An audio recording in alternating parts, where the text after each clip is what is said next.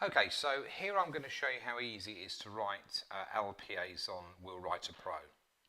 So I can do one of two things. I can either go into the LPA instruction, and if I want to write one from fresh, when I choose a client, I would just base it on none. Because I haven't got a will in the system, I'm writing an LPA from fresh. The other things I can do is to select the client I want to write an LPA and base it on the will instruction. So I can do that. Alternatively, and I prefer this, if I've already done a will, I go into client instructions.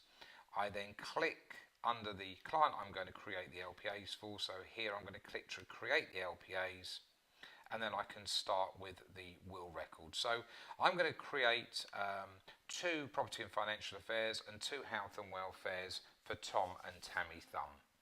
So here I'm going to do the property and financial affairs first. Now my donor details are in purple, so they're already in there. So I'm now going to add an attorney.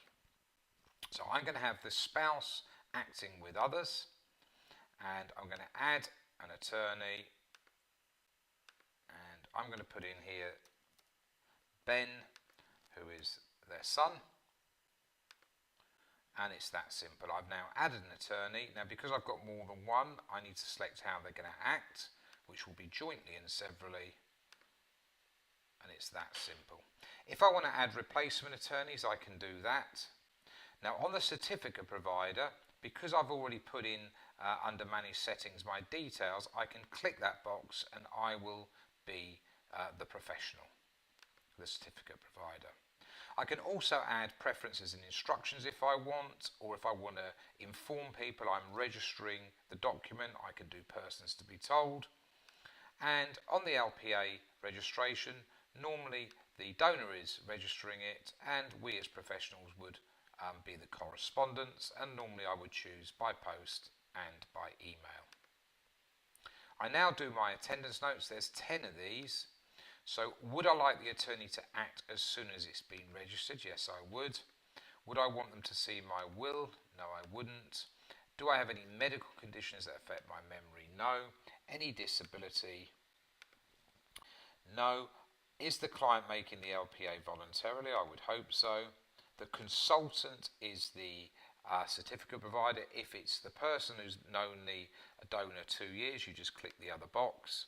You confirm that you're not of that list above. Do you want to register the LPA now or at a later date? I would say now. And I'm not applying for a reduced fee. If I was, it would do the LPA 120s for me. And that is that quick, and that is now written for me my property and financial affairs. Now if I want to do the health and welfare, all I do is I click on health and welfare. I'm going to replicate the property and financial affairs one, so I'm going to use a quick action, and if I replicate it, then all of those details will be in there. So let's say I want to make a change on the attorneys. At the moment I've got Ben, if you remember, and the spouse acting jointly. If I want to, and severally, sorry, if I want to add a further person, let's say Belinda, I can make that change, and I've now got 3 people acting. Now the only thing you have to remember is when you replicate the property and financial affairs, there's one extra question on the health and welfare here. So if I go to the attendance notes, it's question 6 that I need to look at. It automatically defaults to no, I don't want to give my attorneys authority to give or refuse consent to life-sustaining treatment on my behalf. If I want to say yes to that question, I simply change it, update it, and OK it. I then close and return, and that has now written both my property and financial affairs ones and my health and welfare. It's that quick. I have the ticks in the box, I close and return, and that's done. It's that simple.